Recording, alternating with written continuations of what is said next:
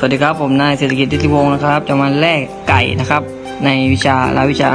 อาหารตะวันตกอาจารย์แท็กนะครับกลุ่ม04ครับตอนแรกนะครับผมเราก็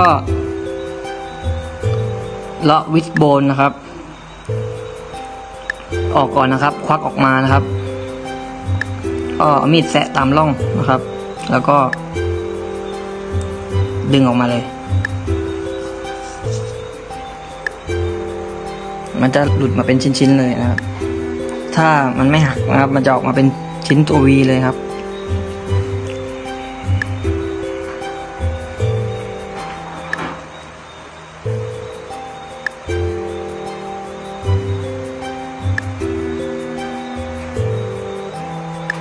นี่ครับ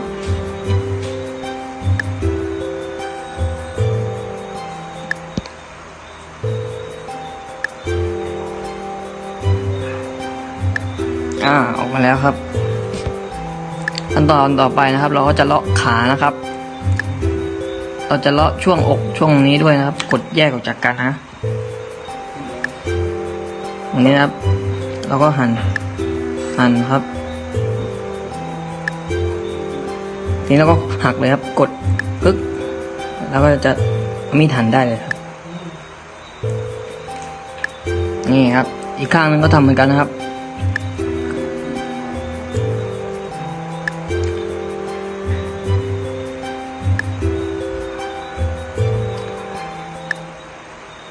ปั๊บกด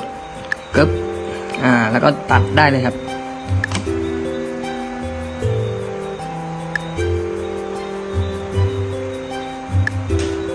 ทีนี้ปีกนะครับเราจะแยกปีกออกมานะครับโดยการขยับหาข้อต่อนะครับหาข้อต่อเราใช้วิธีหักแล้วก็ตัดเลยครับ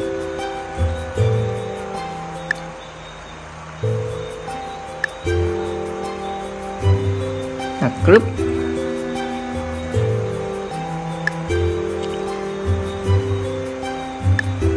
ใช้มีดตัดครับเราก็จะได้มา1 ชิ้น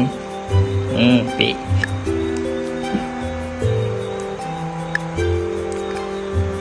ข้างก็ทำเหมือนกันครับ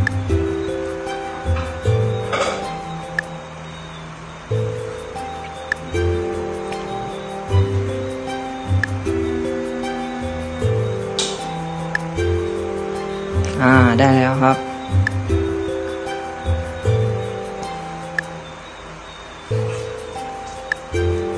อกนะครับมันจะมีโครงล่างกับโครงบนนะครับเราจะตัดโครงล่างออกก่อนนะครับผม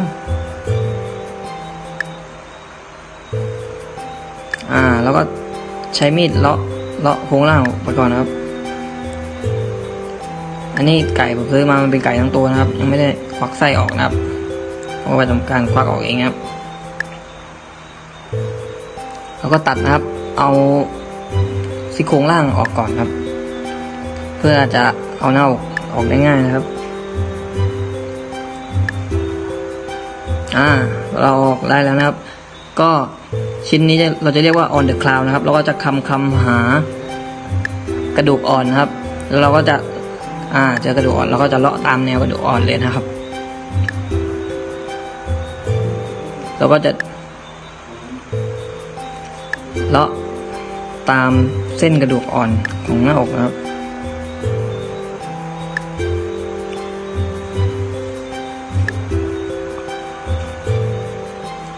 นี่นะครับเราก็ได้1 ชิ้น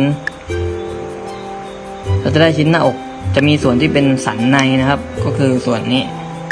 มันจะแยกออกจากกันได้เลยนะครับเพราะว่ามันเป็นกล้ามเนื้อคนละส่วนจะออกจากกันได้เลย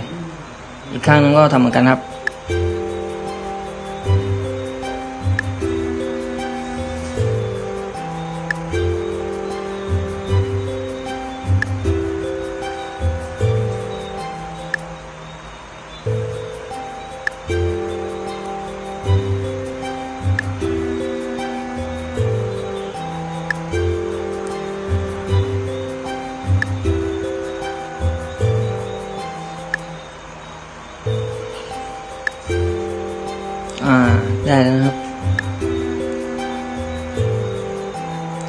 ก็จะได้2 ชิ้น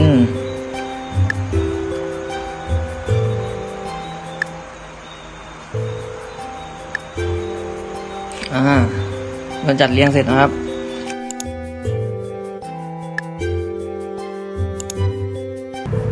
สวัสดีค่ะวันนี้ดิฉันจะมาสาธิตวิธีการแล่ปลานะคะและนี่ก็คือปลาที่เราเตรียมมาแล้วนะคะ ก็คือปลากระพงค่ะเราก็มาดูวิธีการขั้นตอนแรกกันเลยนะคะ อันดับแรกนะคะเราทำการแยกโซนหัวและโซนตัวออกจากกันนะคะ โดยการที่ปากในลักษณะนี้สองข้างนะคะ อันนี้ก็คือเราแยกไว้แล้วนะคะ เตรียมไว้เรียบร้อย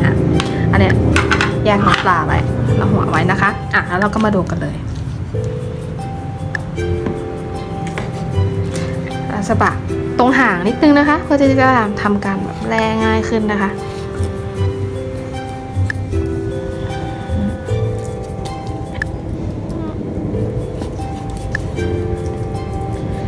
นี่ค่ะแรกนะคะเราก็ใช้มีดนะคะสไลด์ไปให้แนบชิดกระดูกสันหลังมากที่สุดนะคะเพื่อที่เรานะคะจะได้เนื้อปลาที่เยอะที่สุดนะคะ